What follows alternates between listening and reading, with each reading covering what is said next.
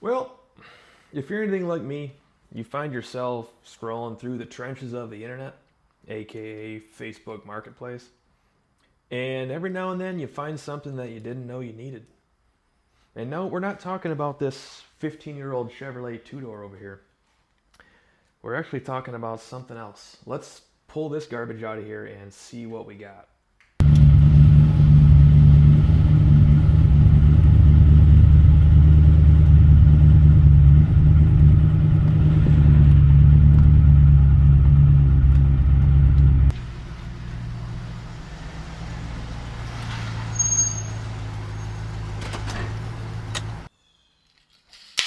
Yep, that's a Yukon Denali.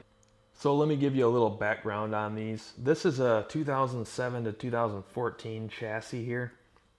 They were the third generation of Tahoe Yukon, Chevy or GMC, whatever flavor you decided. And the 2007 and up trucks kind of got choked down a little bit with some government mandated emissions stuff. I don't know if you remember what happened in 2007. Weapons of mass destruction. Now that stuff we're referring to is active fuel management, AFM, or deactivation on demand. There's also another one called variable valve timing. And what the variable valve timing does is it advances or retards the camshaft timing to, get the most peak horsepower and fuel efficiency out of the unit. The AFM DOD system shuts down 4 of the engine's 8 cylinders when you're on the highway and, light load applications to, save fuel. And they claimed a 5 to 7% increase in fuel economy in doing that. Now, the beauty of this particular unit and the reason on why I specifically was looking for a Denali, also Cadillac Escalade would work, or a higher optioned Chevy Tahoe Suburban LTZ. The engine that they put in these was a 6.2 liter. Now these don't have AFM DOD in them. Not until later on. I want to say 10 and up had that DOD AFM stuff. So these 07 to 9, we'll call it, have a 6.2 liter. That's aluminum block. It's got rectangle port heads versus cathedral port. These don't have AFM DOD. However, this does have variable valve timing. Now, that tells me that the engine's not going to be as carboned up when I go to pull it apart, hopefully, because all 8 cylinders fire all the time. So why did I buy this? Why do I need a pristine 2008 GMC Yukon Denali? Well, we'll get to that in a second. Before we do that, let's just take a quick gander at, what we got here, and then we'll talk about how much I spent on this thing. Ooh, chrome. Okay. That's normal. That's to let you know your door is all the way open. So she's got the tan hides on her. Got the WeatherTex, I think. Leather. She's heated all the way around. Even the back seat's heated. Got the wood grains. That's all real wood there. Yep. Let's take a peek inside the mitten box here. That would be your RPO sheet. Let me get you zoomed in on that. So this sticker here is very important to people like me. This is the RPO sheet, or regular production option sheet. These are all the options the vehicle came with. Now, I can't identify every single one of these, but I can tell you right now, this is G80. That's your rear differential. It's limited slip. That's your gear ratio, GU6, 342 gears. Your L92, which we talked about, that's your 6.2. The JL4, that's your vehicle stability track. Down here we have Z55, that's your magnetic suspension, which these things, they always fail. Down here is your paint code, U8624, that's Olympic white. Up here is your wheelbase. That is measured between the front and rear axle center line, 116 inches long, this thing. Over here is the VIN, vehicle identification number. That's your specific number, which each vehicle has its own specific number. What else we got in here?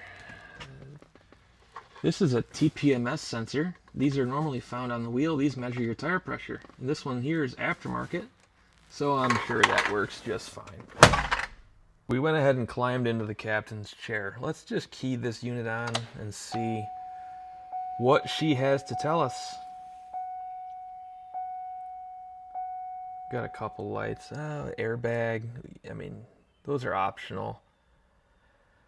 Tires, another thing. I mean, I can look and tell when they're low. Washer fluid. I mean, you don't really need that. The suspension shot too. Who would have thought? Well, let's just traction control. I mean, come on. Battery died on her. That's fine. Well, now would be an important time to point out when you're buying a used vehicle and you notice the alternator has been replaced with a remanufactured unit from our fine folks down at AutoZone, and the battery says it's brand new, but yet she don't want to start for you.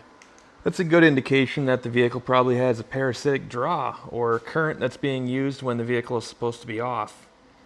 So while that goes ahead and charges, let's just see what kind of, I don't know. Oh, that's what you want. You want your dipstick tube to just kind of float freely. Let's see what kind of Lucas oil stabilizer the dealership that I bought it from used. Ooh, look at that. She's got fresh Earls in her. See if I can.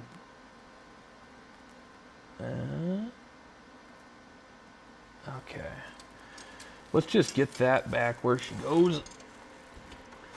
And then while we're here, let's just take a gander at the old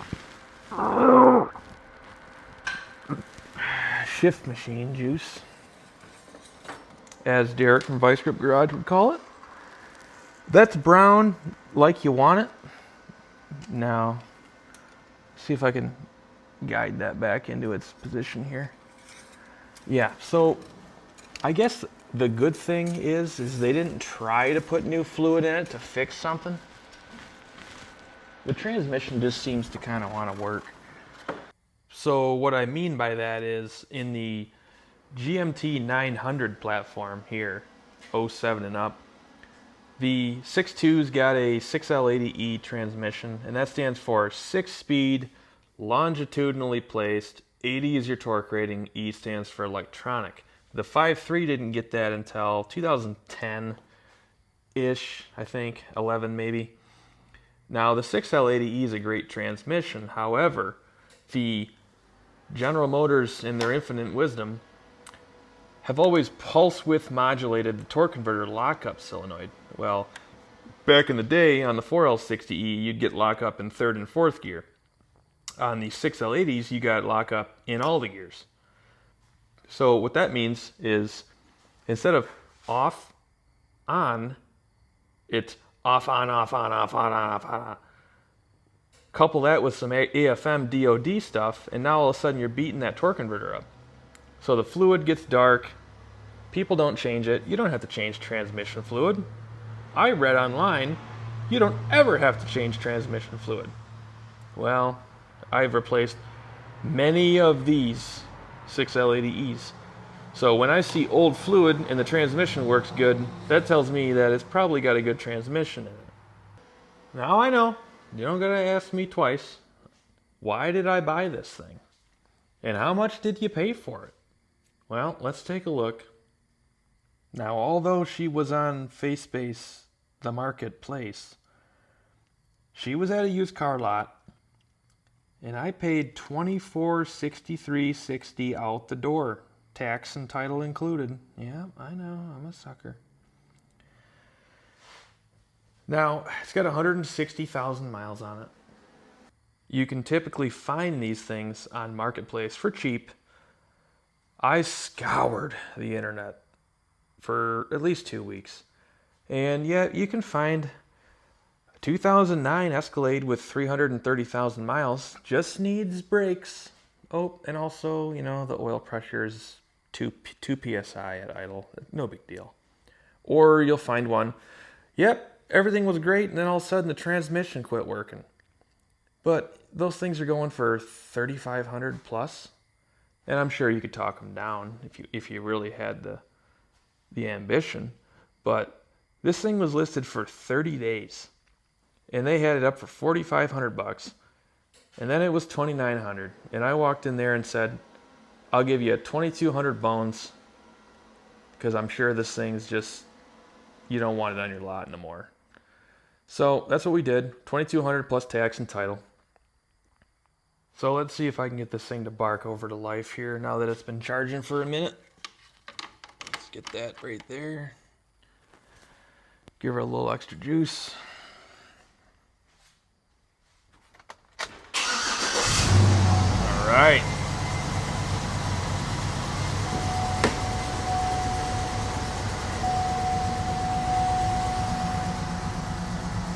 She's got the oil pressures. 40, that's good. So I'm sure at this point you've fallen in love with it because it's not a bad rig, really. You know, leathers, white, Denali, 6.2, 6L80. Well, there's a couple things that I might have to disclose. She's got a little bit of Michigan, you know, weight reduction. Yeah. That there is some rust. Not too bad, you know, you could slap some Bonda over that, hit it with a rattle can. Who would know the difference? Well, it gets a little worse than that. Well, under here would be the floor pan area. Now,